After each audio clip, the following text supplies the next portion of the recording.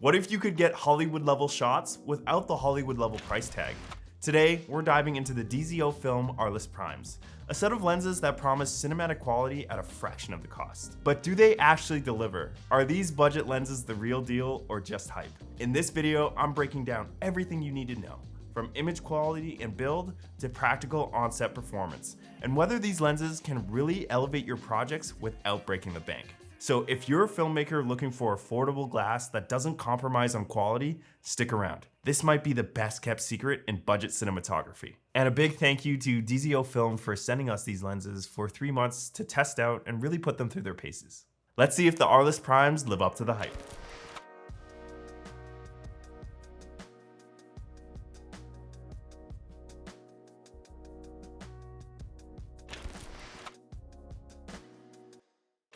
Alright, let's start off with the big question, image quality. Does the Arliss Prime stack up against lenses that cost triple or even 10 times the price? Now, I remember when I first used these lenses, the moment I saw the first shot on the monitor, I thought, wait, this is from a budget lens? The Arliss Prime brings character but also are sharp where you need it, which is perfect for the commercial look and the work I primarily do. If I were to compare these lenses to any other kit, it would be the Supreme Primes by Zeiss. This is due to the large format coverage and the commercial look that they provide. Although the Arliss are faster with a lower t-stop, the Supreme Primes maintain sharpness all the way down to t1.8. The more common focal lengths in this kit have a t-stop of 1.4, but it's a bit too much for the work that I do. The edges are a bit mushy and the image is generally just washed out. Although this has its use cases for specific looks, I generally like to shoot these lenses at t2.8 to t4. So if you're after a balance of sharpness and softness, especially for those close-up shots with rich bokeh, these lenses might just surprise you.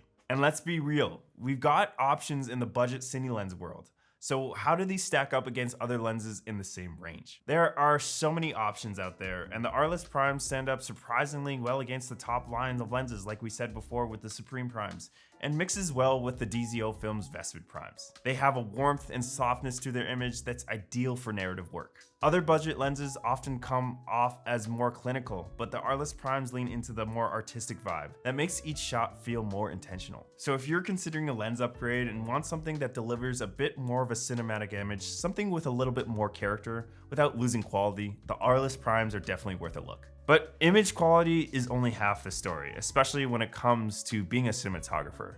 A lens might look great, but if it can't handle the environment of a real shoot, it's not going to last long in your kit. So let's talk about build quality.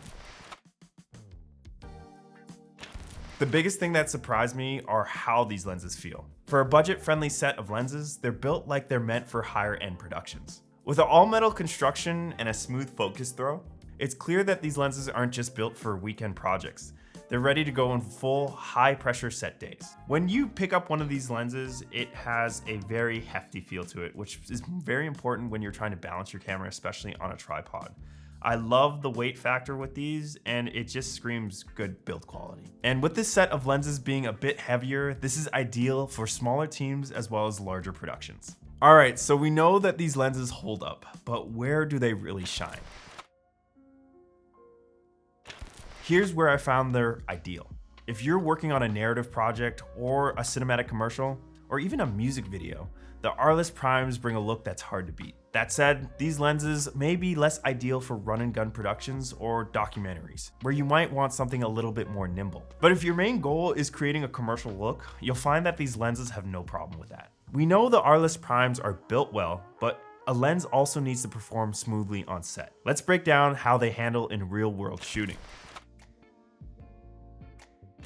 These lenses are PL mount with EF adapters included, so you'll just have to purchase the right adapters for your camera. I was impressed with the standardization of the position of the focus and iris rings across the whole set, in addition to a 95mm front diameter, so you don't have to swap out matte box mounts. That being said, you will have to invest in matte box ND filters or have a camera that has internal ND. And speaking of filters, the close focus on these lenses is amazing. This means that you don't have to swap to a macro or run diopters in front of your lenses. And with these lenses, I'm never held back as the lenses are built all the same. With the first ACs I worked with, it made their job a lot easier. But of course, as a cinematographer, the big question is, What do directors and clients think about the look that these lenses produce?